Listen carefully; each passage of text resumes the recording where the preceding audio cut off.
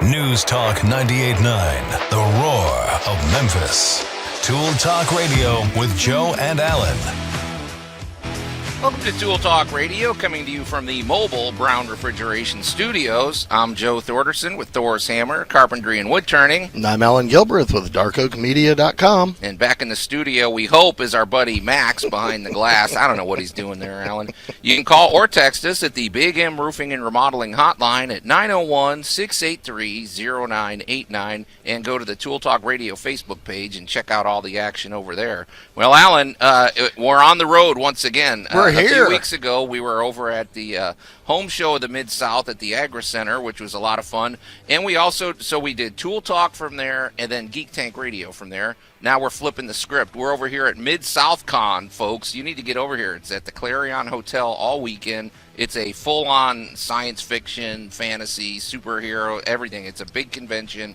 And, Allan, this is our wheelhouse. This is where you and I belong. Yeah, this is kind of home, isn't it? Yeah, Yep. So now we're flipping the script. So all of our tool buddies are coming over here to hang out with the geeks. So it's going to be a lot of fun. So in that vein, Allan, we thought among the topics that we're going to discuss today, what do you think of this? Creating a great memorabilia room. There's a lot of things to consider. I mean, there's a lot of memorabilia floating around at this place here. So we have a Critter Wars that actually is sitting right outside. It got delivered. It was easy. And Allan actually took pictures today. So I good did. for him. We have our must-have item of the week. We have a number of things, and if we're lucky, our buddy Cliff, who is he does all the metal work for your home. Mm-hmm. He specializes in welding, all the metal treatments and things like that. So if he gets here in time, we're going to throw him on the air to talk about the different metal issues. So it's all coming at you today on Tool Talk Radio. But before we get to any of that. And now, Tool Talk Radio's Weekly Salute. Some things are so common that it's easy to take them for granted. Thanks to the steady rotation of the Earth at roughly 1,000 miles per hour, we Earthlings take for granted that the sun will rise every morning.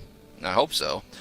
If you ever go on social media and express a positive or negative view about the latest superhero movie, you can take for granted that a heated debate will soon follow. Or bring it up over here, Allan. Oh, yeah.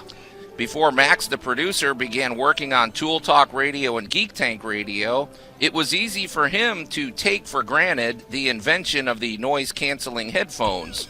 However, soon into his tenure of working with the hosts of those shows, he recognized that this device was the only thing standing between him and insanity. Oh, so true. He's got like 5 pairs of those things. Yeah, poor man. Especially today. And of course... Oh, yeah. And, of course, on one noteworthy occasion, when Allan Gilbreth was participating in a protest riot in front of the Little Sweetums Donut production facility in response to their announcement that they would be canceling the sale of their 2,000-calorie maple bacon fritters. Hey, man, don't mess with a fritter. Allan took for granted that the 10,000-plus attendees gathered there would behave civilly. However, he was quickly disabused of this notion when directly upon his arrival, he was handed a cardboard sign on a wooden stick emblazoned with the ominous pronouncement, "Give me sugar or give me death." After which he was encouraged to patronize one of the numerous vendor tents who were offering great deals on pitchforks and torches. Allan began to sense that he had seriously misjudged the situation. However, things eventually reached crisis mode when a battalion of caffeine-crazed teenagers breached the facility and seized control of the chocolate eclair filling ejector guns and launched a devastating and messy frontal offensive on the advancing security personnel. However, gosh, what a mess. However, just when all hope seemed to be lost, Allan Gilbreth, summoning his decades of experience playing Dungeons and Dragons, heroically stepped into the breach and managed to successfully negotiate a peace treaty between the warring parties, whereby the protesters would cease their campaign of violence against Sweetums Donuts, and in exchange would each receive a complimentary case of the company's new triple-glazed, caramel-filled marshmallow breakfast logs. There you go. I don't know how I got all that one out. What a night! What an epic adventure you just had. That was painful. And I thought it was bad when they shut down the Hostess Twinkie production. Wow. Yes, taking things for granted is never a good thing. And this especially holds true when it comes to our hand tools. In nearly every home and workshop, there sits a humble tool that nearly all of us have used. A tool that is essential for beautifying our homes and which is easy to take for granted until the moment when you don't have one and realize just how vital it is in your life. My friends, we give you the paintbrush. Wow, Alan. I feel like I started that thing about a week ago. But, Alan, I feel like you started a week ago, too. I was thinking about it, and I don't know if we can point to who invented the paintbrush, but I dare say just about everybody in the world has probably used one. I have favorites. Do you have a favorite paintbrush? Oh yeah. Oh yeah. I've got a favorite style, brand, and everything. Yeah. So mine happens to be the 2.5-inch thin tapered latex brush, and it has to be latex. And there's certain brands that I prefer, but I can't really mention them on the air because we're not being paid for them. Yeah, well, we're willing to be bought. What do you know about the history of the paintbrush? Because I'd be curious maybe if there's any documentation about how far back it actually goes. I mean, we know the Egyptians painted, right? They did. Well, how far back do you want to go? Of actually beaten sticks. The ends beaten to where they were kind of soft and feathery, like somebody had chewed on them or something like that, have been found in prehistoric caves all over Europe and the Middle East. Now that makes sense because they're porous, they absorb. They would hold whatever the color was. Like a fountain pen. Exactly. That's awesome. And so, I mean, how far back do you want to go? I mean, this is amazing. And they were found, you're going to love this, Joe, in different sizes and made out of different materials. So there was obviously different woods are better. Like I could picture oak not being a great one. It's too soft. Maybe pine is better. It would flay out a little bit and everything. Well, but I like the different sizes for creating different strokes and effects. Yeah. Yep. So now there were also early on, mankind figured out that the underside hairs off of wild boars made great brushes. I like how you kept that tasteful because last night in our notes, Alan, I said you better rephrase with that. The underside of boars. Well, but those hairs actually today, if you're talking about being a collector, if you can find a boar's hair brush from like 100 years ago, you have found a very valuable collectible item. I think I have a camel hair brush. You do? Smells terrible when you wash it though. Well, hey, Alan, we're big fans of the paintbrush, obviously, and it's something everybody needs. And make sure you don't skimp on it. But we're gonna talk a little bit more about paintbrushes because, Alan, the future of paintbrushes is quite different. Oh, there's a lot of technology going on in there. Yeah, and so the way they're made is pretty interesting. You're listening to Tool Talk Radio, coming to you from News Talk 98.9 The Roar, Memphis. We'll be right back. Tool Talk Radio with Joe and Allan. Sorry about the mess. I've really let the place go since you killed me. By the way, thanks for that. Sarcasm self-test complete. News Talk 98.9, The Roar of Memphis. It's oddly fitting this weekend, Alan. And welcome back to Tool Talk Radio, coming to you from the Brown Refrigeration Studios. I should say the mobile van, the mobile Brown Refrigeration Studios van. I'm Joe Thorderson with Thor's Hammer, Carpentry, and Wood Turning, here with my buddy Allan Gilbreth from darkoakmedia.com and our buddy Max back at the studio. You can still call us or text us at the Big M Roofing and Remodeling Hotline at 901-683-0989. And, of course, we invite you to go to the Tool Talk Radio Facebook page. And I'm ashamed to admit, Alan, if they go to the Tool Talk Radio Facebook page, I forgot to post the must-have item of the week. Oh. I've got a picture of it. I will do it at the next break. There we go. If, I'm really usually on top of things. But here, whenever you do a mobile things get thrown out of whack a little bit. So. It gets a little busy. But we're here at MidSouthCon all weekend. We're going to be here in our promo booth, and we're doing Tool Talk Radio today, obviously, and we're going to be doing Geek Tank Radio later, if technology provides, Alan. It's getting a little squirrely around here. So, it's fun because this is it's sort of a reversal. A few weeks ago we were over at the home show of the Mid-South doing Tool Talk and Geek Tank. Now we're doing the same thing at a science fiction convention. This is MidSouthCon number 38, Alan. You've Yes. been to basically every one of them. 37 of them. Yep. So it's a lot of fun, folks, and we hope you'll stop by our booth and say hello. And it's just get your geek on if you're a costumer or something. Oh yeah. You definitely want to suit up. You know who I couldn't get to suit up, Alan? I couldn't even get him to come through the door today. Larry Brown from Brown Refrigeration. I love the guy to death, but it is like pulling teeth to get him to any of our geek events. We always invite him. Yeah. We got a free pass. Larry, there's an open seat if you ever want to take advantage, but we got to get him through the doors of one of these things sometime. He looks at you calmly and goes, "It's spring, Joe. I'm busy." Yeah, he's busy. All right. Well, anyway, when it comes to your HVAC needs, that's where you want to deal with Larry Brown, and the clean air. I've noticed, Alan, the pollen seems to already be ramping up. Oh yeah, I'm getting that sneezy business, and so the HVAC, it's always important to tune it up, and if you do need a new unit, I mean, there's no better people to call than Brown Refrigeration. But I love the smart home technology they've been incorporating too. I will say this, Brown Refrigeration is always on the cutting edge of technology, and they have a great culture. We always celebrate a business's culture. Everybody there at Brown Refrigeration is highly qualified, and you just feel like you're in good hands. And they're also not going to they're also not going to have you do more work than is necessary. You may just need a tune-up for your unit, or just some basic tweaking, and they can help you with all of that. So stay on top of your HVAC system with Brown Refrigeration. You can get in touch with them at 901-362-1881, or go to their website, brownref.com. Well, Alan, today we are giving a bit of a tribute to the paintbrush, although I feel like in reality we spent most of the time talking about your donut protest. And I like food. But Alan, you were talking about just really, it's funny how much things have changed. Even, if you take your eyes off something for 5 years, you come back and all of a sudden all of the technology's changed. You were talking about these microfibers last night with some of the modern paintbrushes, but what is the future of paint technology, you could say? Let's set the Wayback Machine for just a little bit. Okay. And when great art was being created, everything you see in a museum someplace, sure, somebody sat down and either had to make their own brushes or went to some institute that created brushes. And the most expensive, the best brush you could get was made out of sable fur.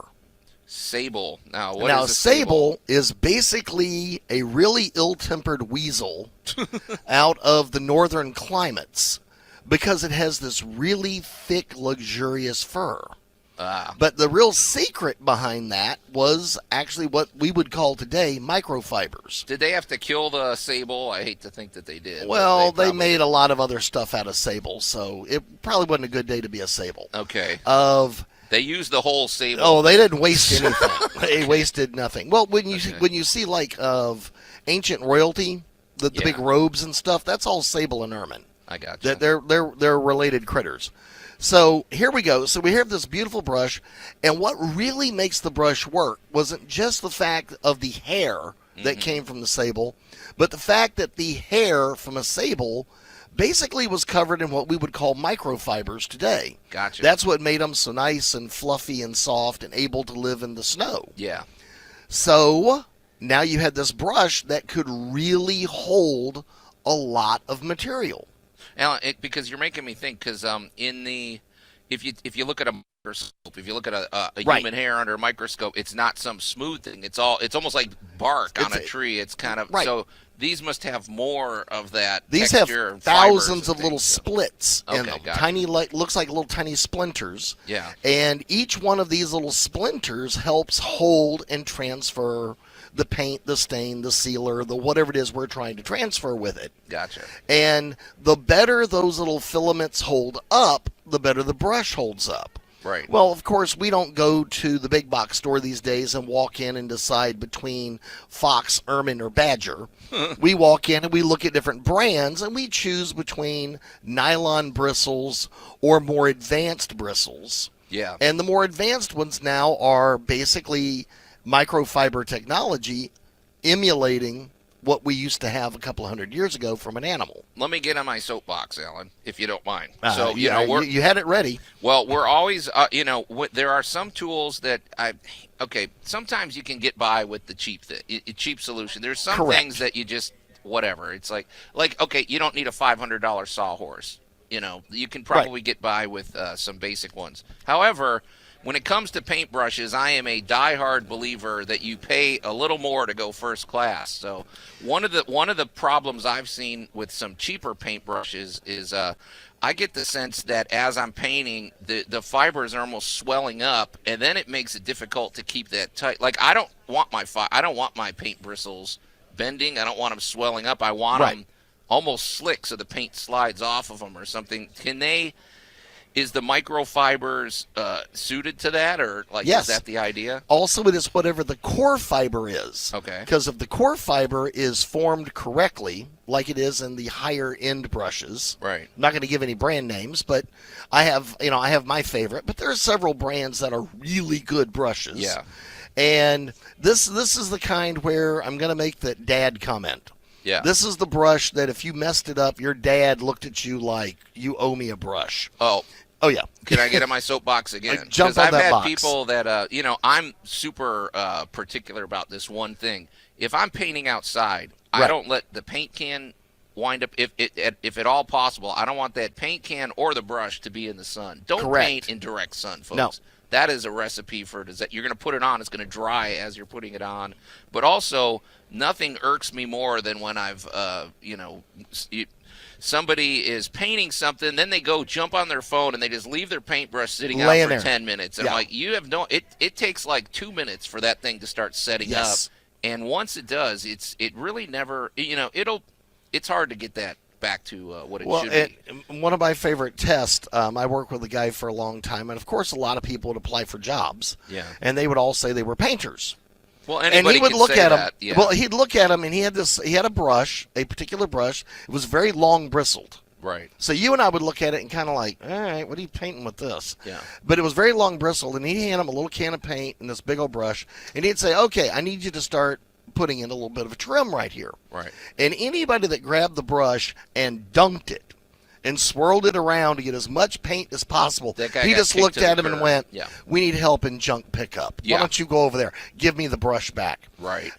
Because that's not how you use a paintbrush. No. Paintbrushes are a little more delicate and a little more accurate than Yeah. the average person thinks they are. Sorry, you've been triggering me all morning. Let me get on my soapbox once again. If you dip into the can and you don't smooth off one side of that brush, you don't have two wet sides on a paintbrush. You're going to get Right. no accurate, unless you're doing just some quick hit stick. You're Well, if you're painting a doing, fence if you're and whackety on the fence, But if that's you're the doing only example. trim work in a house and you do that, I'm like, no, you're not working for me. Yeah, And no.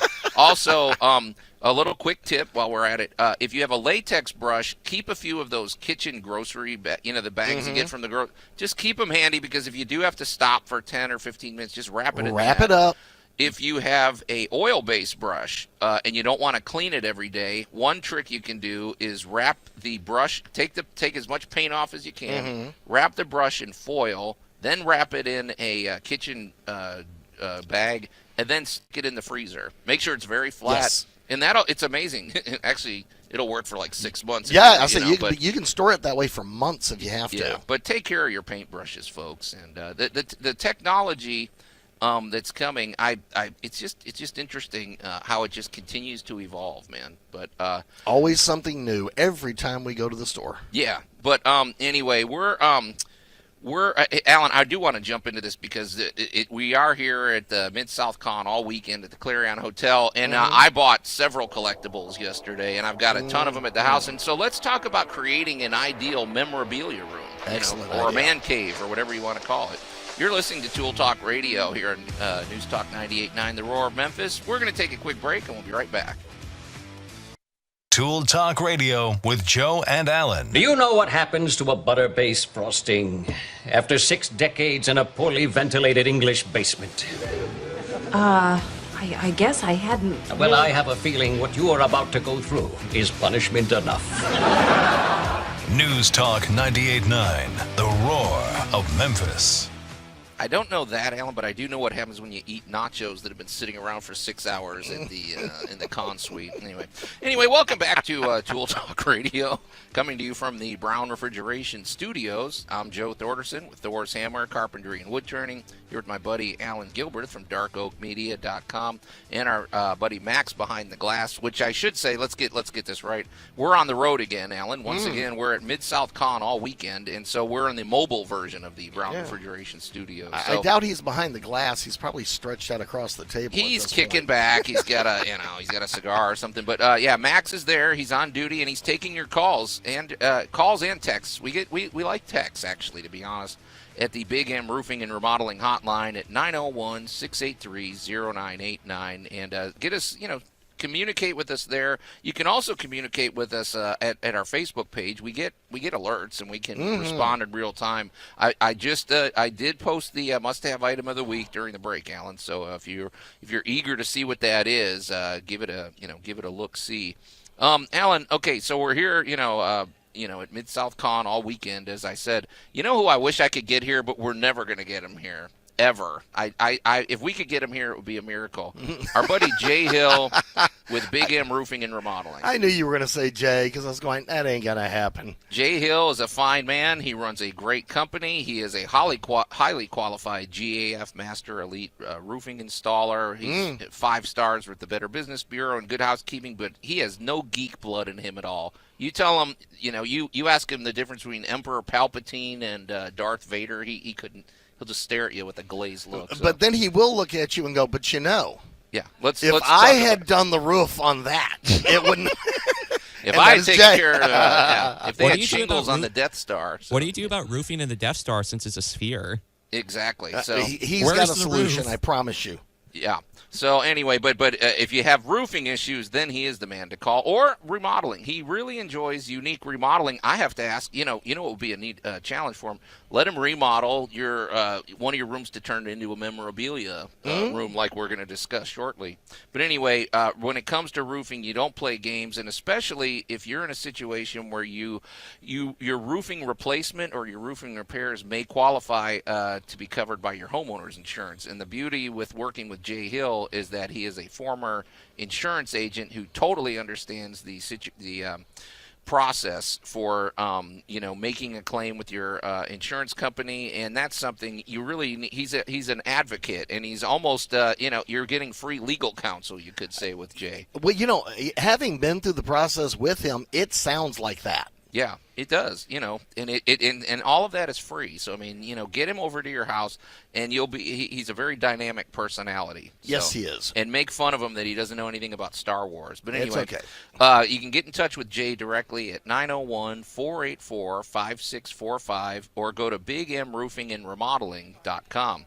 So yeah, just for the culture shock, I really wanted to just get Jay in here and walk him around because, Alan, here we are all weekend. That'd be fun. We're at MidSouthCon. It's quiet now because they open at 10. Although there are some people, Oh yeah, it is definitely waking up around here. But shortly, there's going to be thousands of people around here. There's going to be hundreds of people in costume. You're going to see things that you really, it's going to be amazing. And that great souvenirs and everything. So it's a lot of fun. And Alan, this came home to me because I was in the vendor room yesterday, and I've been in the middle of a little bit of a project that So Alan, I've got loads of memorabilia, as I'm sure you do. Right. I've got autographs. I've got great original geek artwork. I've got all these collectibles, but my wife won't let me put them up anywhere because, let's face it, you're not going to put a Batman print up in the mantle of your fireplace unless you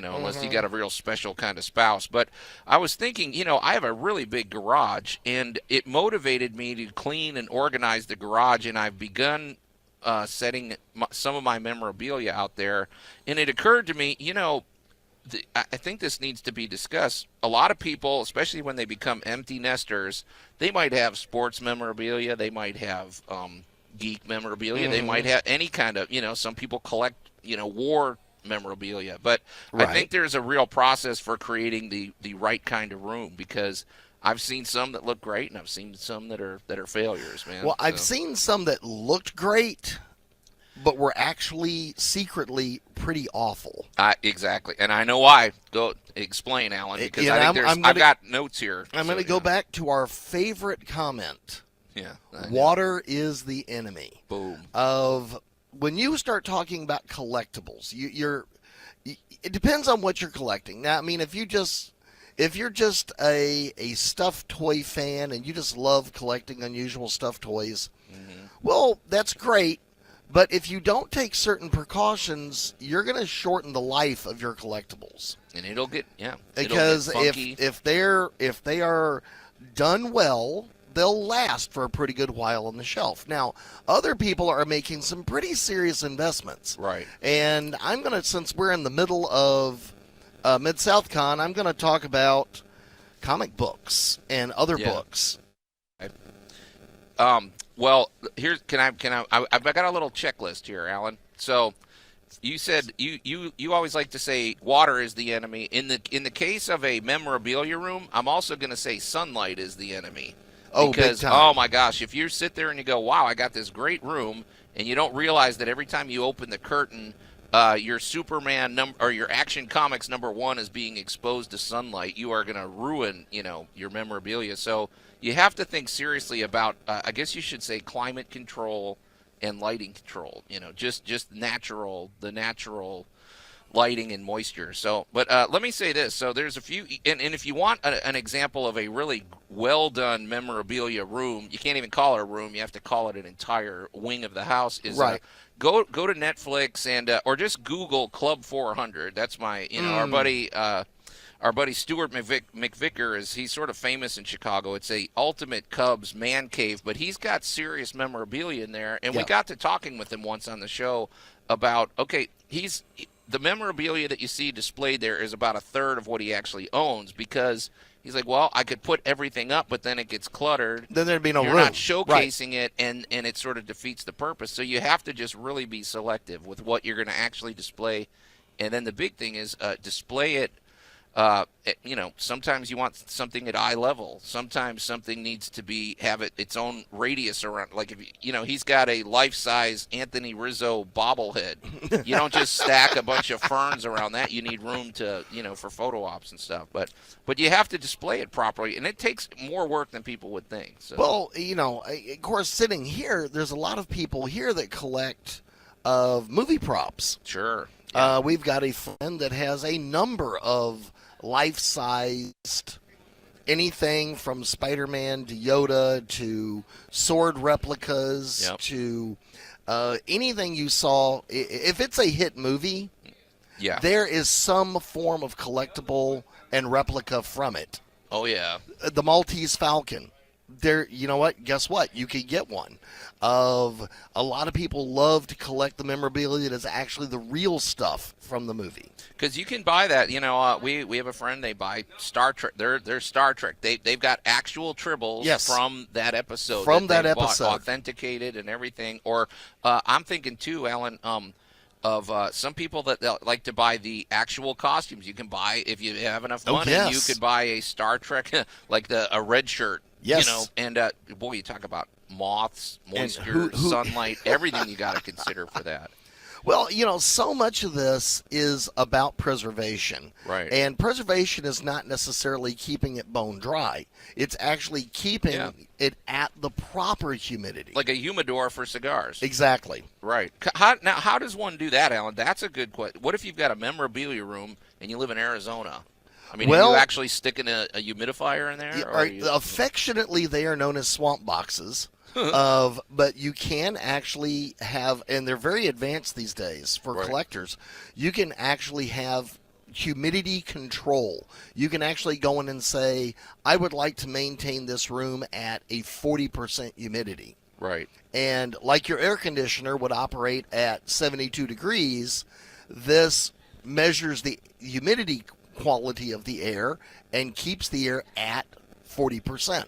Right. Which is actually pretty comfortable for people. Well, I think that's a very important tip. I wanna get a little bit to the decorative element too. Okay. Alan. So it's very tempting, and I hate to always circle back to the Cubs because I'm actually kind of mad at them right now anyway. But one thing that would be tempting to do if you like let's suppose you've got a favorite sports team, you might want to put their paint colors on the wall. Right. Well, you know what? If you've got if your team's colors are like royal blue and black or something like that, well, the items aren't going to show as well. I really suggest very light colors or something that you're going to get a high contrast. So if you stick if you mount a baseball bat to the wall, you don't want a color that is more or less the same color as the bat. You want a high contrast. So it's tempting to just want to just go full into your I don't know. Think about all of that. High contrast is very important because otherwise the items won't pop.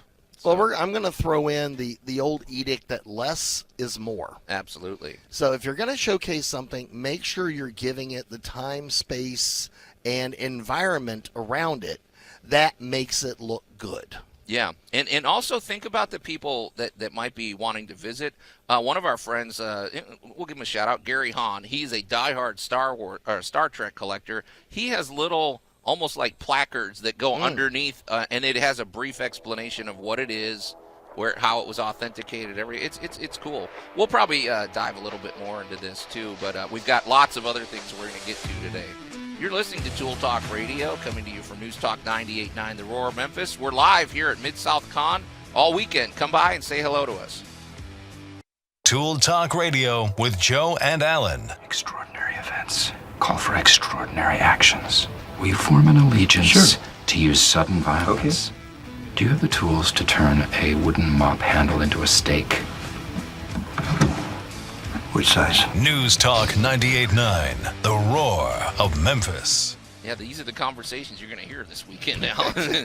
Be careful when you go into the lobby. I can step out to my truck right now. Yeah, absolutely. Anyway, welcome back to Tool Talk Radio, coming to you from the Brown Refrigeration's mobile broadcast unit van. Yes. We're on the road again. I'm Joe Thorderson with Thor's Hammer, Carpentry, and Wood Turning, here with my buddy Allan Gilbreth from darkoakmedia.com and our pal Max back at the studio. We're here all weekend at MidSouthCon, and people are trickling in. They don't open till 10, but the hardcore people are showing up. You can't keep them away. You gotta stop saying on the road again, because I'm just thinking of Willie Nelson.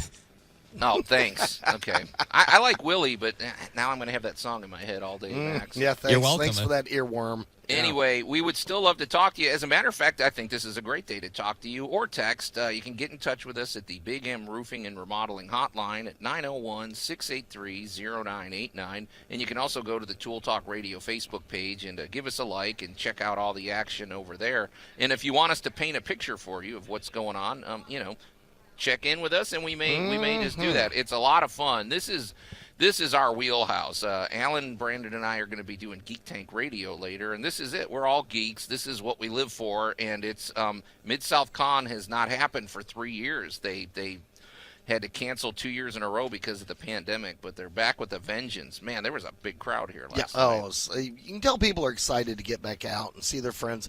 Now, one thing I want to compliment everybody on is they are, I'm going to say, mostly behaving themselves. Oh, yeah. Distancing is good. The tables are out, stuff. But, distancing is good. There's a lot of hand sanitizer floating around. Few people are, vaccinated or masked. So I think we're in good shape for this weekend. I think it's great. So among other things, we've been talking today about memorabilia rooms, because we've all got memorabilia, and there's good ways to display it and to preserve it as well. So we're going to jump into that. And Allan, I didn't tease this at the beginning of the show, but you and I talked about this off the air, and we think we're going to dip into this discussion shortly. The reactionary homeowner versus the proactive homeowner, and the dynamics of that, and how that enhances or inhibits your life. Oh my gosh, yes. So we're gonna, because and I'm sort of a recovering. I sort of blur the lines between both of them. So you're a recovering procrastinator. Yeah, so we're going to jump into all those things. But before we get to that, Allan, I just want to mention something. Now, here's somebody. We've been talking about our buddy Larry Brown and Jay Hill, and just it's hopeless. We're never going to get them to the convention. They have no geek blood in them. One guy that I think we might be able to tip over the edge is our pal Mike Serafolian. I think he's got a little. He loves history. He's a good candidate. Yeah, he'd fit in great here. You know, it's not that far removed from studying ancient history to getting into Lord of the Rings or something. So I think he may we may be persuadable. So Yeah, anyway, we get him down here. He gets some great ideas. but if you need if you need your kitchen or bathroom remodeled or any type of any type of treatment for your kitchen or bathroom, it's something you don't want to play games with. It's important, and there's no better people to call than our friends at Tri-State Interiors. For one thing, they serve the Tri-State areas, but we love the way we love the business model that Mike's created. Mm-hmm. Basically, you start off with the principle of we are not going to waste money. We're going to keep our overhead as low as possible because that saves our customers Well, money. they're also not going to waste time because they're not going to start the job until all of this stuff is in. Right, yeah. They order all of the materials. They focus on craftsmanship, a low overhead, and keeping the job running as smoothly as possible. And like you said, Alan, and in fact, they source most of their materials and products regionally, so they're not waiting for shipping containers coming Right. from overseas. Generally speaking, they're usually something within a couple hours drive from here. But also they have their great 3D renderings that they offer. So the design process when you're working with Tri-State Interiors is a lot of fun.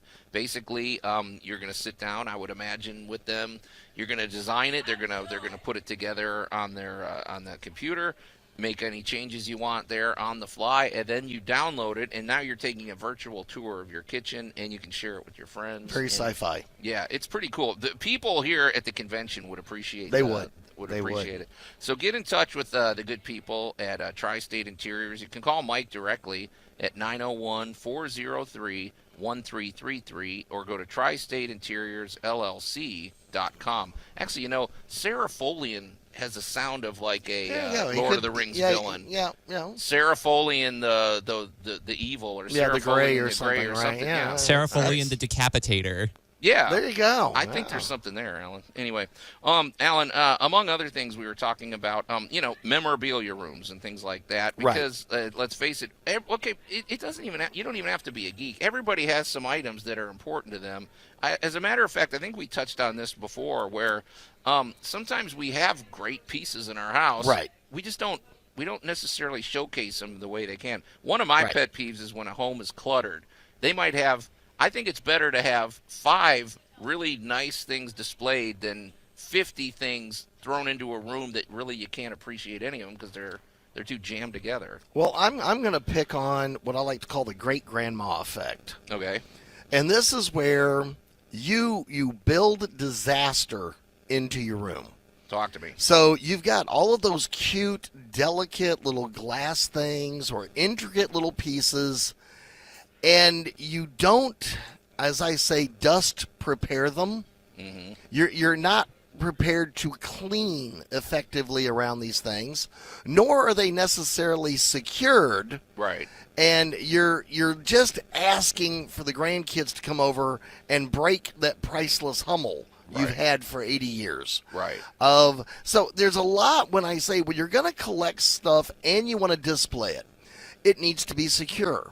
It needs to be protected against the elements, and it needs to be cleanable.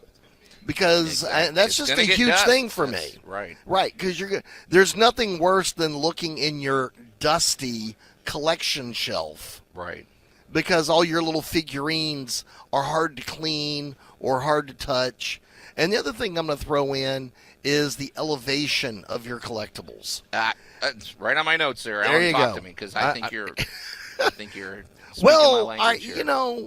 if you've got a cat or a dog, you really have got to take that critter into consideration, because the cat does not care that was a vase from the Ming Dynasty. Right. What that cat cares about is, I want to lay down on this shelf. Right. And if that baby can come off, it will. The dog gets excited. They like to chew stuff up. The grandkids come over. They want to play with things. So if stuff is where things can get to them, right, they're going to get to them. Well, and when height comes to appreciating the piece for to get the maximum appreciation, because if you have something that is really best viewed. Maybe some things are best viewed from the floor. If you got something that's 6 feet tall and you want, but if you've got a picture, I'm telling you, man, even if it's got even if you're 6 inches too low or 6 inches too high, right, or you've got this light that's hitting it in the wrong way, it's more or less like a mirror. It doesn't, there's just so many things with creating that, I don't want to say shock and awe, but just making it where, our friend Stu McVicker, he said at Club 400, his goal is you walk in, you look in one direction, there's a nice surprise. You look to the left, there's a nice surprise. Every time you move to a new area, there's a piece that's showcased. Right. I think that's something to live by. And also that you don't think you put something up and it has to stay there for the next 20 years. You may rotate it out like an art gallery. Well, and, again, I think you just hit on something I want to really kind of punch is that, again, what you want to display, when you want to display it, and why you want to display it can be seasonal. Sure. Because I know a lot of people that collect those Christmas houses. They have huge collections of those things, and their whole house changes right after Thanksgiving. Right. Because suddenly there's little Bavarian villages on the fireplace and the mantle. They're in every windowsill. So huge change out of the memorabilia and what's on display. Yeah, it just makes it more fun too, because I think it keeps it fresh, and it gives you it makes you start thinking, okay, what's the next thing I want to put up? But it's a shame too, because a lot of people, and I'm guilty of this myself, which is I'm going to share this story shortly. Is I have so much cool stuff, and it's sitting somewhere that nobody can appreciate it. Right, it's in that box in a corner. Right. So I think it's these are valid tips, Alan, because it also goes to how you display the art in your home. Well, all right, these are going to be this is memorabilia tips, but I'm going to throw in the let's not stress ourselves tips. Right. Because we want to display something, but it could get broken. It could be delicate. It could be these things. So think of that as you display it. How do you secure it? How do you keep it clean? And how do you put it up in a way that you can enjoy it and enjoy it safely? It's funny you mentioned that. I'm going to get in my soapbox one last time, because I think we all remember this. You had that Aunt Mabel, or you had somebody where you went to their house and you couldn't touch anything. Right. And you couldn't walk on anything. You couldn't sit on the couch. And you had to do whatever. You couldn't touch the pillows. Because they had so much stuff, but at the same time, I don't ever remember appreciating any of that stuff. It was off-putting. I kind of like the notion of things that you can at least interact with. Maybe you don't grab it off the wall, but you can, so I feel like making things more interactive and more friendly is going to make people appreciate your pieces more. Absolutely. Although if you come to my house and you think you're going to touch my autographed Javier Baez bat, you got another thing coming. I'm going to touch that thing with some Kingsford. Anyway, but I think we've made our point, Alan. So I've got when we come back though, I think this is an important topic: the reactionary homeowner versus the proactive homeowner. Because let's face it, we've all been guilty of this. I blur the lines. I fall between. Alan, I don't really know where you fall in this. I feel like you're probably in a similar vein to me, with that. But, I am so in the get it done department. Okay, well, we'll see. We're gonna put that to the test when we come back. Anyway, you're listening to Tool Talk Radio here at News Talk 98.9, The Roar of Memphis. We're here at MidSouthCon all weekend. We're geeking out, and we hope you'll come by and say hello to us. We're going to take a quick break, and we'll be right back.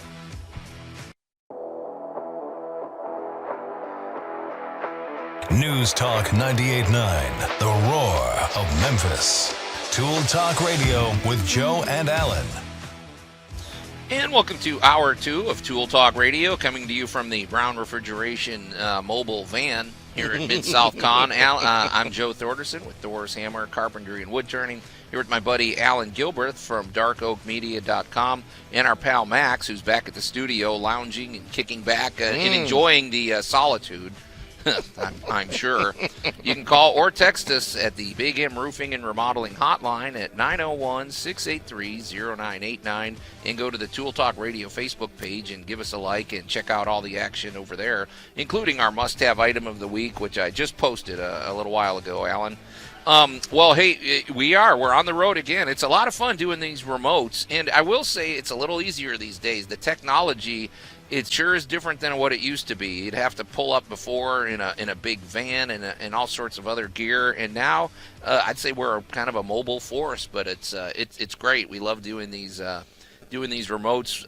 MidSouthCon is going to be going on all weekend. It's a 3-day superhero, science fiction, and fantasy convention. It's number 38. These guys have been around for a long time. They started in 1977, Joe. Yeah, and that's our buddy Brandon, who's just he got here early. He wanted to get in. Apparently, what's funny is Brandon is usually on the road listening to Tool Talk as he's heading over, and it's funny that these conversations usually trigger you, Brandon. Oh, well, I mean, the biggest thing that got me was that you were mentioning doing the whole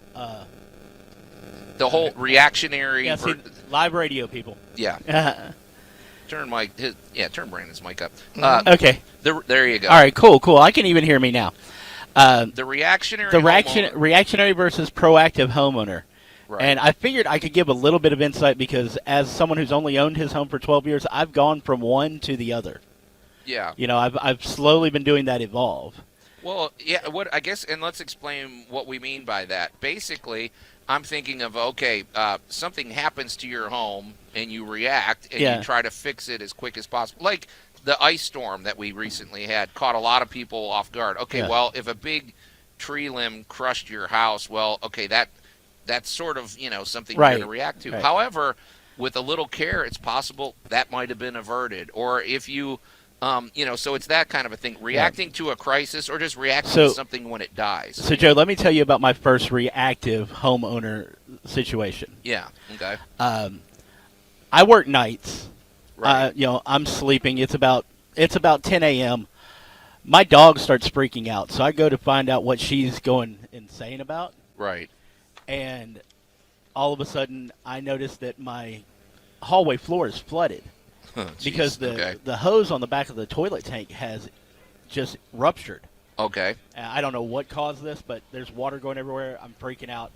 Getting this all taken care of, and last but not least, calling a plumber once everything's turned off. Right, okay. But now it's like, we see like shingles that are starting to get, worn and everything. So we called Jay Hill and got him to give us a new roof.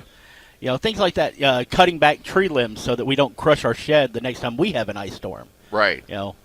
Fence maintenance. If you have animals, fence maintenance is a key. Do not be reactionary when it comes to fences. Well, what I was going to say, because usually what happens, I think, there's, like we said, there's a difference. There's the reactionary homeowner where something happens, like your toilet, Now think if that toilet was on the second floor and you were gone all day. See, and I know that happened to you.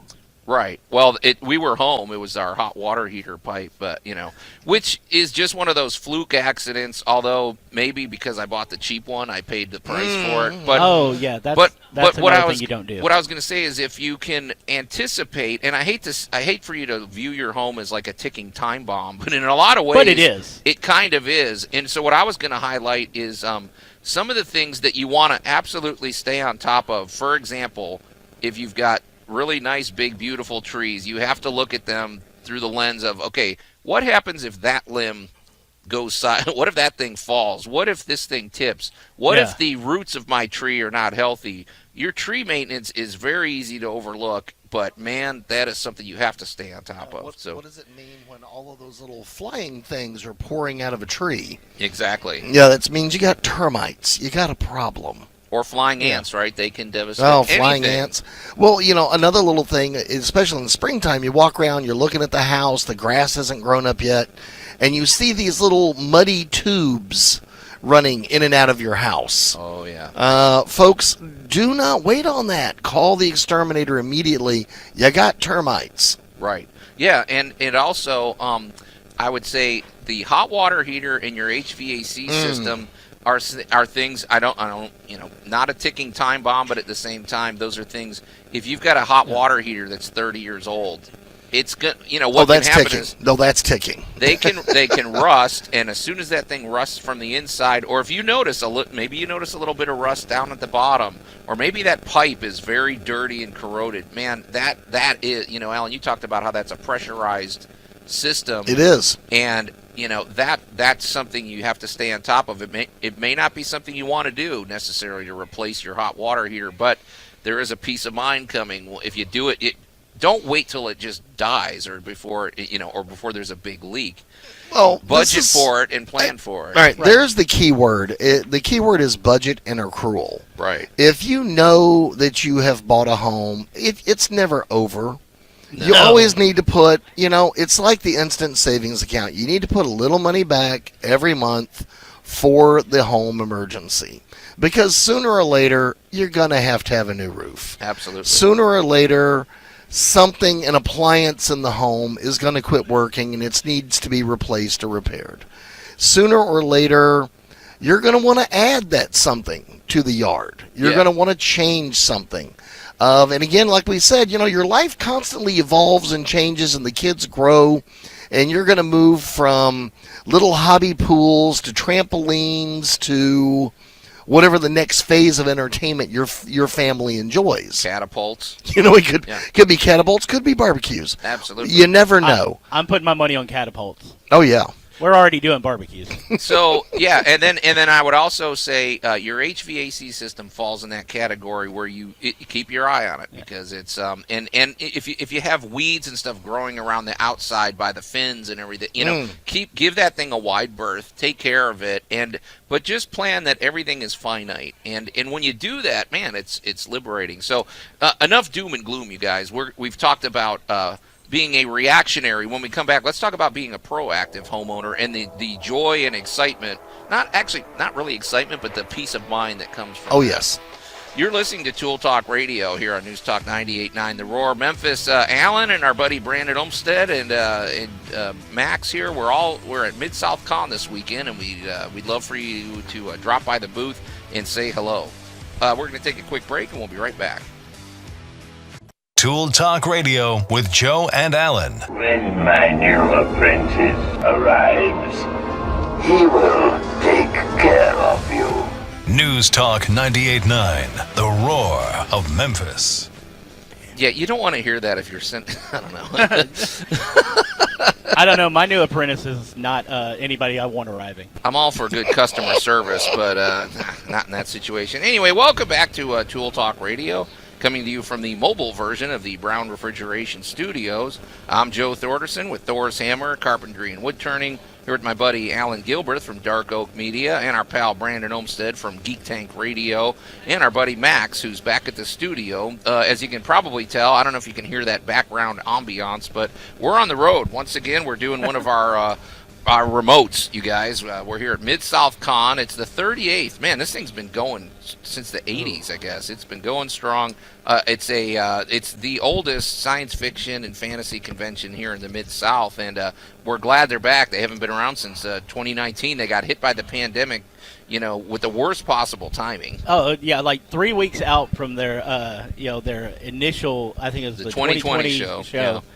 And all of a sudden they had to shut everything down. And then we had a big surge just around the same time the vaccines were coming in last year, which kept them off the floor. Yeah. But they are tearing it up today. Yeah, and we were here, we're going to be here all weekend, folks. It's at the Clarion Hotel. You can go to midsouthcon.org and learn more. But I would say suit up, get your Darth Vader costume, get your Wonder Woman costume, and head over here. It's going to be It's going to be opening the doors at 10 o'clock today. But honestly, people are trickling in now. And we have a real prominent booth. You can see we have Geek Tank Radio, Tool Talk Radio, and the Memphis Comic and Fantasy Convention represented. And Allan's got his Geeky Side TV booth ready to roll. And let's not forego the fact that we have multiple contests going on while we're here this weekend in order to win free passes to this November's Memphis Comic and Fantasy Convention. For as little as $1, you can spin the prize wheel and you might win a $40 prize. Yeah. And just because you're listening to Tool Talk doesn't mean you don't have a bad geek confession.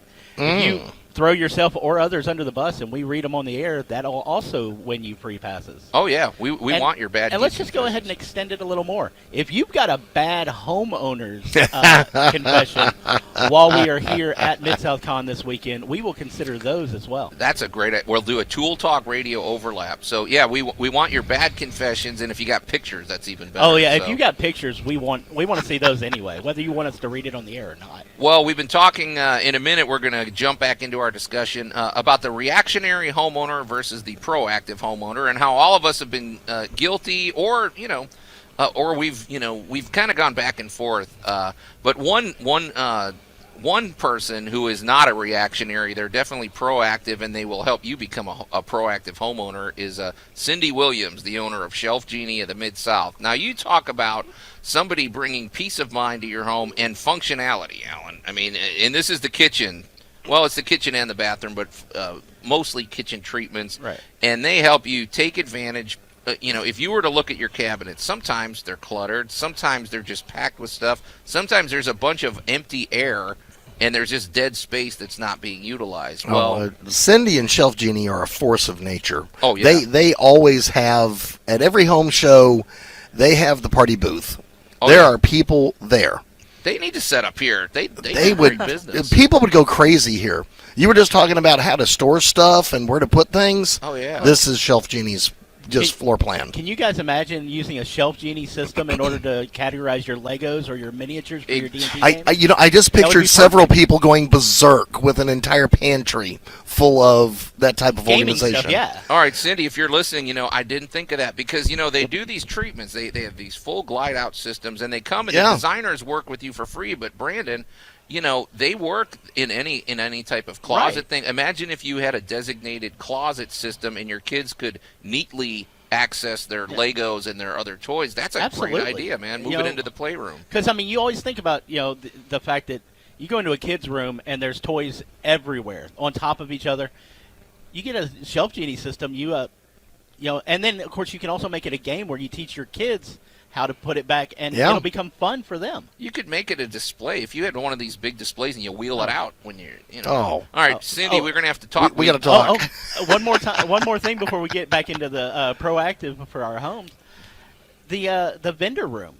Think about some of the people who have stuff on top of each other, and you have to go through it over and over again, and it's never in the right order. With one of their systems, they can totally make a cabinet where it just slides out and you've got all the stuff you're selling. All right, I'm making an executive call here. We got to invite Cindy Williams to set up a geek-themed Shelf Genie system at the at Memphis Comic and Fantasy event with displays like you're saying, Brandon. Yeah, we will completely set up a space specifically for her. But if you're not circling back to the kitchen, because but if you've got any type of maybe you've got mobility issues, maybe you just are not taking full advantage of your kitchen the way you would like. Their systems are outstanding, and they're these every from top to bottom. It's a quality experience. The product itself is quality. These are like 200-pound rails, Allan. Yes. They're custom made down to the millimeter for your cabinets, and the design process is free. You really cannot beat this. They go to Shelf Genie school. You have to actually study to do this. Mm-hmm. So everybody involved from top to bottom is highly qualified. They're great people, and they can make you enjoy your kitchen and bathroom. And Brandon, now the playroom. We're gonna just say that. Any closet like that works with the Shelf Genie system. So get in touch with them. Call them directly at 901-422-8225 or go to shelfgenie.com/MidSouth and talk to Cindy Williams or talk to any of their great team. So, Brandon, that's pretty cool. I love that. One thing that does happen at a convention or just happens in a live radio situation is all of the ideas sort of just, it's like it fosters creative thought, especially being here with all these creative people walking around. Exactly. Anytime you're around a bunch of people, it's almost like osmosis. You are just inspired to create or destroy in some cases, but yeah. Why are you looking at me like that? What? Because it'd be you. But that leads perfectly into our discussion of the reactionary and proactive homeowner, because the proactive homeowner, when you have a home that's functional, it does foster creativity. When you're not dealing with stress and clutter or problems, then you can sit there and enjoy. May I give you an example, sir? Absolutely. Okay, so I think I teased this at the beginning of the show, Alan.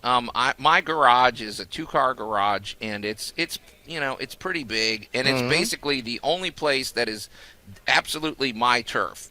Right. What I say goes in the garage. Now, I can't say that about any other area of the home. Yes, we've met your family. But my garage is prone to clutter. I will say. I hate to say it. I bring a bunch of tools in there. I bring a bunch of things. Sometimes things sit there. The lawnmower sits in the, whatever. Which is indicative of a very creative mind. Right. Which I'm not proud of. And I'm thinking, okay, on a smaller level, I decided to get proactive. And I said, I'm going to basically declutter, and I'm going to throw out things that I haven't used. I've had a few like saws that are dull. Right. I'm never going to sharpen them. I just threw them out. I got rid of a bunch of things that I knew I wasn't going to use, and suddenly I had this blank canvas. And then I was inspired. I said, wait a minute, I've got these huge walls, and I've got all this great geek memorabilia that is sitting in a closet. I'm like, why not make this my geek man cave? Are you going to finally have your Harry Potter banners displayed? Oh yeah, I'm putting everything up there, you guys. So I know none of you know what they look like, but he's had these amazing Harry Potter banners for years. Right. And they're rolled up in the back of his garage. Yep. They're not on display, and it's a tragedy that they haven't been. Well, and so I started adding some lighting. I started improving the lighting. I dusted. I got all my stuff. So now, in addition to it being a workshop, it is a combination room. And I will say, with all of my, I've got Batman stuff, I've got all my Thor things, I've got all of the things that I enjoy visible in a workspace, and it's like suddenly that is a room. It's a garage, but that's a room that inspires all sorts of excitement and thought and creativity. Absolutely. I can't wait to see some of the woodworking you do now that you've got, decorated walls instead of just, tools hanging everywhere. Yeah, and I feel like if you're a proactive homeowner, that translates, Alan, I'm sure it translates into the kitchen and everything. A cluttered kitchen cannot be conducive to being a gourmet chef if you're focused on, Well, I'm actually gonna start in the yard. Okay. Oh. Because a lot of people bog down in yard work. Oh yeah. They don't. I want a garden. I want these pretty plants. I want this. I want that. Yeah. But oh my gosh, the weeds and the amount of work and what you got to go through and okay, and here's one of my favorite comments to a few friends of mine. There is no law about overbuilding. Talk to me. There is no law that says you can't put in landscape timbers, raise that bed 6 inches, whack it with some weed killer, and then put in what you want. Okay. Allan's never dealt with a homeowners association, apparently. Oh, yes, I have. All right. It sounds like we've inspired thought on this conversation. This is good. Let's keep the creative juices flowing. Tell you what, we're not going to tease anything. There you go. You're going to have to just stay tuned and see what happens next. But there is the juices are flowing here. The creative juices are flowing here at MidSouthCon. We're going to be here all weekend at the Tool Talk Radio and Geek Tank Radio booth. We're going to take a quick break, and we'll be right back. Tool Talk Radio with Joe and Allan. Was that toilet always next to the refrigerator? Nat. You ever try lugging a toilet up a flight of stairs? News Talk 98.9, the roar of Memphis. I remember my first apartment, Alan.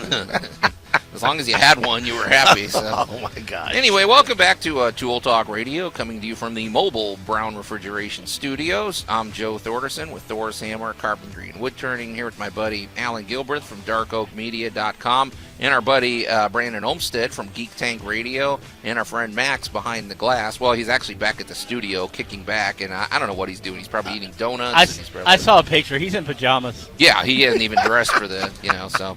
Anyway, you can call or text us at the Big M Roofing and Remodeling Hotline at 901-683-0989. And, of course, we invite you to go to the Tool Talk Radio Facebook page. Among other things, we post the must-have items of the week, which we'll get to shortly. Allan posts links to our past shows, which you can listen, on your preferred platform. Maybe you like Spotify. Maybe you like YouTube. I think we're on other ones, too, Allan. We're pretty much everywhere your podcasts are distributed. Just Google Tool Talk Radio and you'll find it. So. If you can get online, you can find a place where we can annoy you. And let's as long as we're singing the praises of listening to past shows, you can listen to past shows of Geek Tank Radio. You can listen to past shows of Motormouth Radio.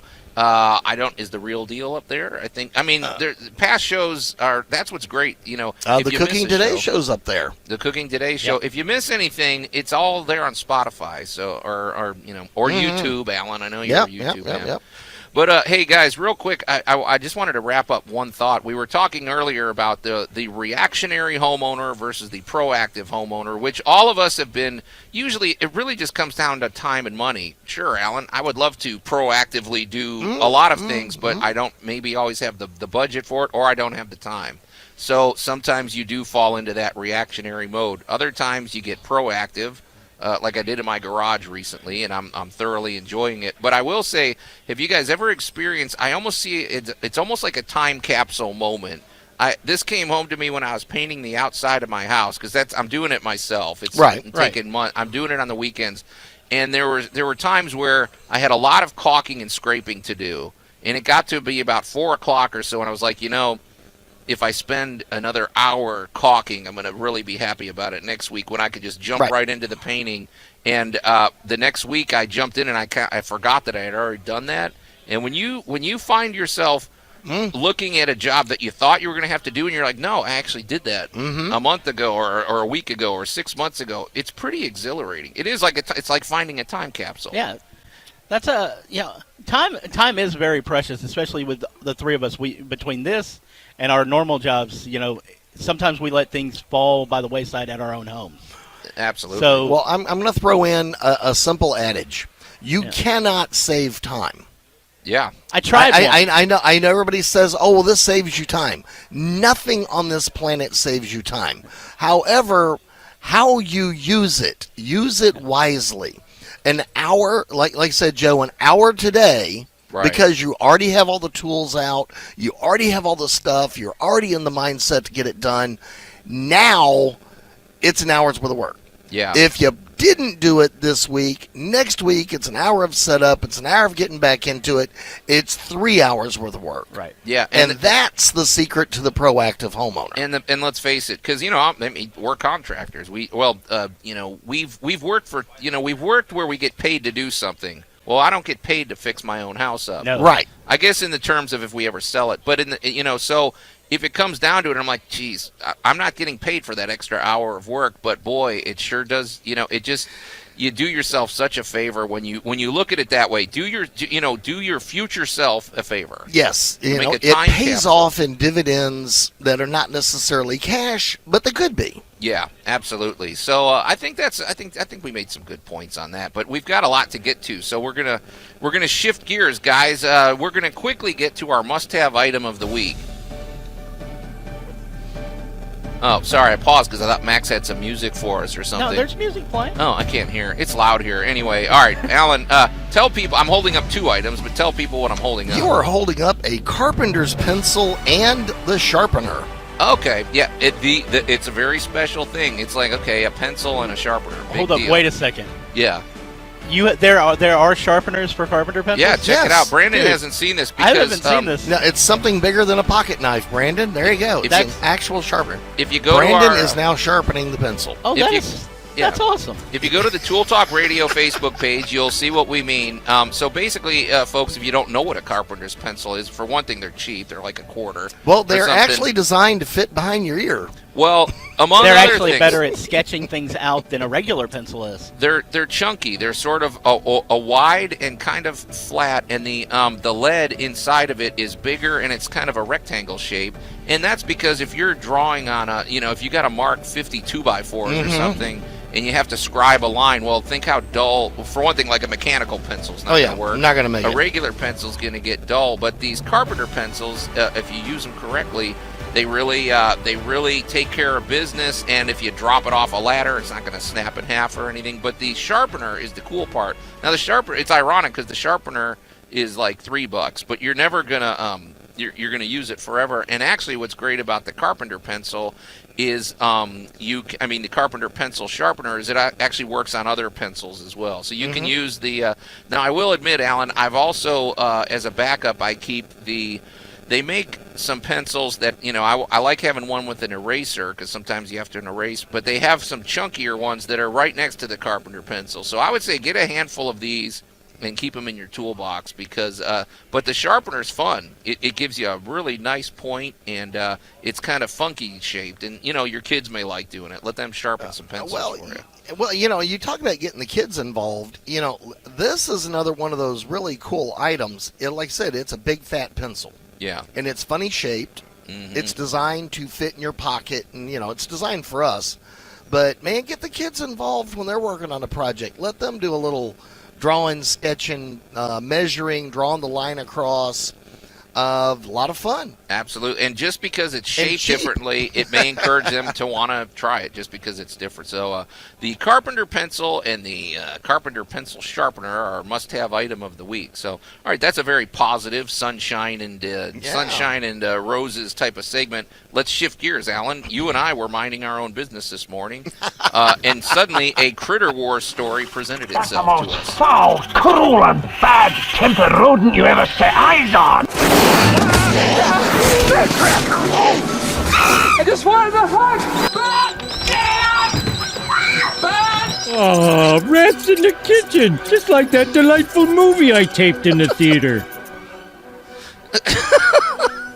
All right, Max has been busy this week. All right, I guess I thought Max was kicking back at the studio, but it sounds like he's been busy. He has been playing in the sound effects. All right, good bumper, Max.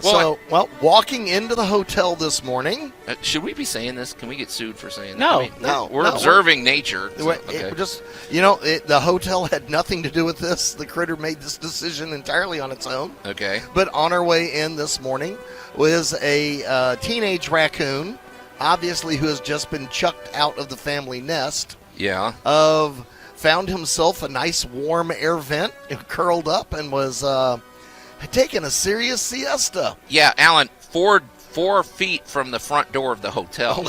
You left that part of it out. Well, he's not bothering anybody. He's sound asleep. He's doing good, Okay, but so basically you walk up and it looked, at first blush, it looked like a cat was curled up because you only saw its back, but it was right up next to this air vent, and then you saw that raccoon tail, and it was, it was pretty interesting. But Alan, I'm a little concerned. I hope the thing ran off. I thought they were nocturnal. They are. I guess they are. So they're sleeping. That's why he was taking a sleep, man. He's snoozing. Is that typical for a raccoon to just sleep right out in the open in a big public space? Because I feel like that's the discussion here. Is what is their behavior pattern? Well, what he found was what he found earlier. What we didn't see was that was kind of a dark corner, and he could kind of get snuggled up in it. What he didn't realize is it was next to a bunch of humans. And when he will wander off. He will get tired of people looking at him, and he will scoot on down the bushes today. Okay, well, this is my other thing, because this may happen. If a raccoon's going to sit near the front door of a hotel, well, it's not that far-fetched that it might find a nice spot to settle in right by your front door. What's the proper method for shooing that thing off? I feel like you don't want to, do you get the golf club and do you All right, well, one, if it's not bothering anybody and it's not doing anything, it's not causing any damage, leave it alone. It'll go away on its own. Okay. It doesn't, critters do not want to be with humans. Your dog, your cat, they want to be with you. Things from nature, they really don't want to be with you. And what he's going to do later is he's going to go crawl up on the roof and see if he can break into the air conditioning. Okay, but we don't want him to mark. I don't know. I'm a little more concerned about this than you are, Alan. I don't want him to get comfortable with this notion. And he if I had won't. one at my house, I wouldn't want him to think this is where he's going to be hanging out every morning. Well, at that point, you can get a little ways back and break out the hose. Okay. The hose sounds good because you're at a distance, you're not hurting the creature, right? And you're getting it off your property. Okay, kind of like the way people treat us sometimes when we go to these public events. That's true. Absolutely. Oh gosh, the time is flying by. You're listening to Tool Talk Radio, and we're here live at the MidSouthCon, the 38th MidSouthCon at the Clarion Hotel. Come down and say hello to us and geek out all weekend. We're going to take a quick break, and we'll be right back. Tool Talk Radio with Joe and Allan. This is glue. Strong stuff. News Talk 98.9, the roar of Memphis. Oh, yeah. Good old Max, man. You can't go wrong with a Blues Brothers glue reference. And welcome back to Tool Talk Radio, coming to you from the mobile version of the Brown Refrigeration Studios. I'm Joe Thorderson with Thor's Hammer, Carpentry and Wood Turning, here with my buddy Allan Gilbert from DarkOakMedia.com, and our buddy Max behind the glass, and of course Brandon Olmsted from Geek Tank Radio dropped by early, naturally. I mean, we're at MidSouthCon 38, which has not been held since 2019, so all of us have been MidSouthCon 38 Mark III. Mark III. Yeah, this is their third crack at it. It should have been MidSouthCon 41, but let's not get, anyway. But anyway, we're here all weekend broadcasting live, and shortly we're going to be doing Geek Tank Radio, which is interesting because, Brandon, we were talking about it a few weeks back. We were at the home show of the Mid-South, which was obviously a Tool Talk Radio heavily, centric event, and then we did Geek Tank Radio from there. Now we're flipping the script. So that's true. Yeah, but it's this is our wheelhouse. Let's face it, we're all geeks. This is what we live for. Well, I think about the live broadcasts that we've done so far. We did the Cooper Young Festival, which kind of got rained out. We risked electrocution. We risked electrocution, and we did that all for you guys. Yeah. Then we did the home show, which is, it may have sounded more low key, but it is very hectic. Yeah. There's so much business changing hands in that thing. It's worth going to those just to watch it all.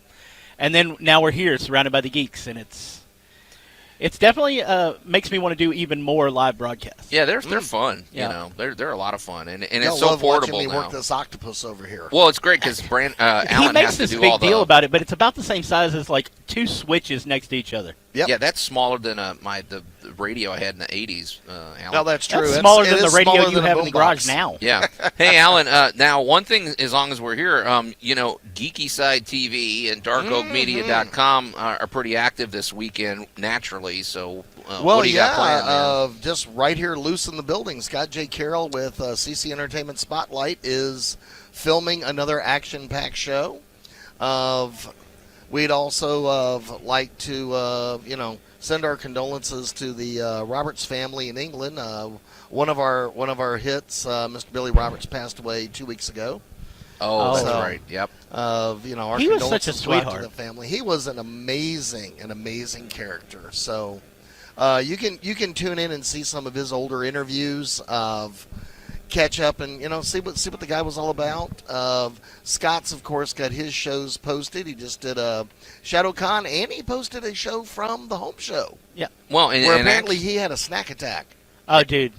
And actually, Allan, if people were to drop by, they may wind up on Geeky Side TV because he's roaming with his camera. The filming is taking place as we speak. Yeah, lots of footage is going to come out of this. It's just so much fun, and it's great that they're back. And man, the people responded. They had a big crowd here yesterday. They really did. I was not expecting to see as many people on Friday as I did.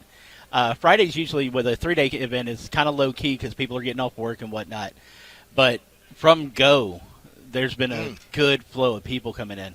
Yeah. I suspect it's going to be big. The weather is perfect for a convention. There's lots of parking. Everybody's ready. It's set up here. It's good to go, and so it's going to be a lot of fun. We hope you'll drop by MidSouthCon 38 all weekend at the Clarion Hotel, and you can go to I think you can go to their Facebook page for MidSouthCon, or go to midsouthcon.org and check it out. So, and we'll be doing Geek Tank Radio live later. It's going to be interesting though, Allan, because for one thing, the convention's not open yet. It's people are trickling in, but it's opening in about 15 minutes. By the time we get to Geek Tank Radio, it's going to be rocking. It's going to be full-fledged chaos. We don't know what kind of and I will say this: a lot of our friends that are here early, they think it's really funny to try to distract you while you're doing a live broadcast. Marcus, the guy that runs our Legos, what a creep, man! He was he was doing his best to just he was every TikTok dance he could pull off. He was doing in front of Joe. Yeah. It's not going to phase us. Hey, we're professionals. We're trained, and unless you pour coffee on the control board, we're going to keep going. And at that point, you'll be tased. Yeah. I'll tase you pre-coffee. I promise you. So, and we want to throw this out to you as well because Brandon, you made Brandon is when you get him in the right mode, when he's well caffeinated, when he's had some sleep. I got some great ideas. He is the idea master. One of the things that we do here when we promote is when we promote Geek Tank Radio, we're all about getting our bad geek confessions, and those are a lot of fun. You tell us how you failed as a geek, and we give you free passes to the Memphis Comic and Fantasy Convention. Well, if you failed as a homeowner, or if you failed as a craftsperson, or if you failed, doing something with a tool, if you confess that, we'll read it on the air, and and we'll give you free passes to the convention. Why not? We want the scandalous, the salacious, and the not quite gory. Yeah, they can be gory stories, but we may edit them for content. Yeah. No dismemberment, please. Yeah. So but if you have anything, come on, we've all lost a toe to something. Yeah, why not? Maybe this is a new segment. Max will work up a new bumper for this one, I think it's a great idea. Why do I hear chainsaws? Chainsaws and squealing. Yeah. Hey, that sounds like a name for a band. So. That is a band. Hey, guy, let's kind of skim through a few of the things that we did today. For one thing, Brandon, before you got here, we celebrated the paintbrush. I encourage you to go back and listen to that. Oh discussion. No, I listened to it on the way in, and I now want to know what else I may have used in the past that was made out of sable. Yeah, I feel bad. I mean, the sable, or the ones that are made out of boars, hair that come from the nether regions. The poor can't. Never mind, Brandon. Alan really loved giving me that. That's an expensive brush, dude. I'm not kidding. Well, I've got a camel hair brush. The boar bristle that comes from that's. Oh yeah. I won't buy those.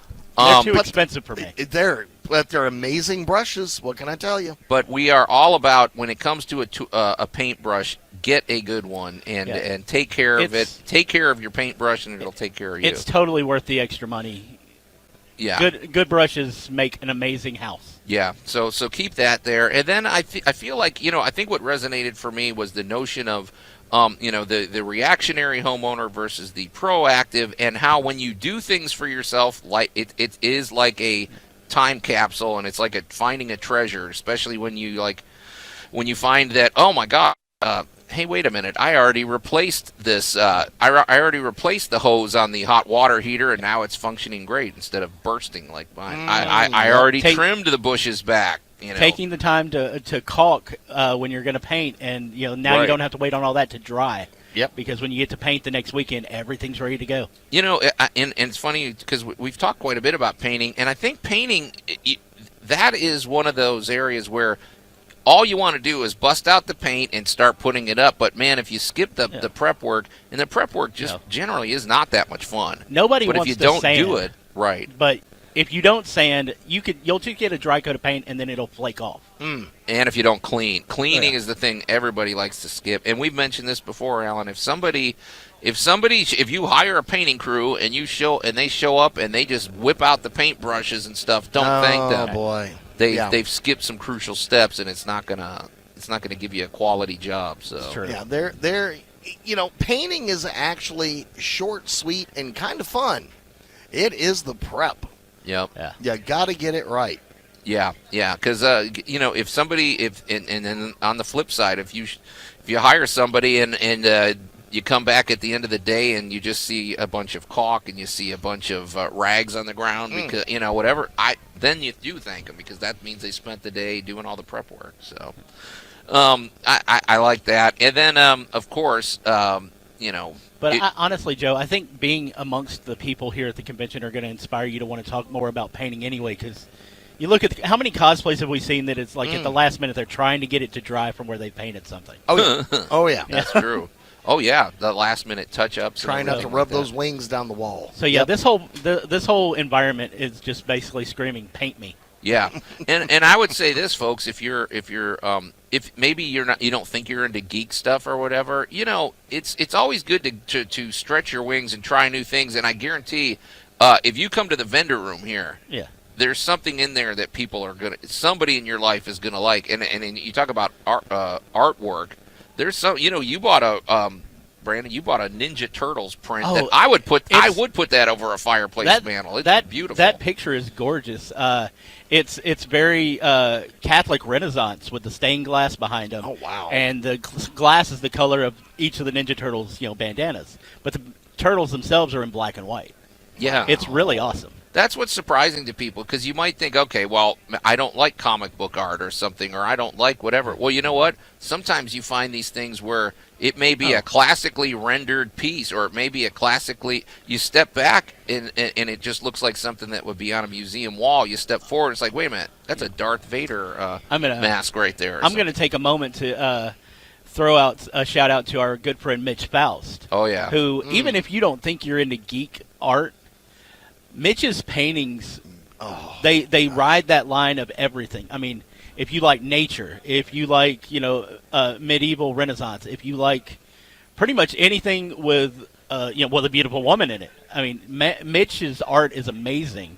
And if it's somebody, you'll find something that you like, no matter what your tastes are, at Mitch's booth. Well, and let's face it, too, when you meet the artists here, you may not find the exact piece you want, but you know what? These artists take commissions. Yeah. You can hire them, and they will create the exact piece you want. And how often do you get an experience like that where you can just interact with an artist of that caliber and get something that is exactly the way you want it? Right. I know Brandon's got something right over on in pride of place on his wall. It's got Mitch Faust drew you as like a hero from Lord of the Rings, right, Brandon? Dude, like full, you joke, but they're cleric robes, and it's actually from Dragonlance. But it's a whole nother story. There you go, man. But no, that is a great experience too. Is coming in and talking to an artist about getting a commission, because when it's all said and done, what you imagined on that paper is like a stick figure sketch compared to what they actually give you. Yeah. They go above and beyond. Yeah, so get down here. It's a lot of fun. And you guys, the big challenge for us this weekend is going to be, we're wrapping up with Tool Talk Radio. I think it was a successful show. The trick with Geek Tank Radio coming up at noon is we have too much to talk about. We have too many people to talk to. We'll be in the thick of it then. We have to pare down and just be very selective. So that's going to be a hoot. We'll see what's going to happen here at I keep saying we need an extra hour. I know it, but and coming up here, so we've still got more great shows coming up. I guess we got the Real Deal, Motor Mouths, and then we'll be back here shortly. We're going to take a little break and then come back for Geek Tank Radio. But man, it's been a lot of fun this morning, and it was good sitting in with you guys. Yeah, it's been great. And Max, good job back there with these rejoiners, man. He's obviously been working. Oh yeah, he ain't been taking a nap, that's for sure. Anyway, you've been listening to another action-packed and unique episode of Tool Talk Radio, but it's time to get out of here. So on behalf of my friends Brandon Olmstead and Allan Gilbreth and our buddy Max behind the glass, I'm Joe Thorderson. Thanks for listening to Tool Talk Radio, and we'll see you next week.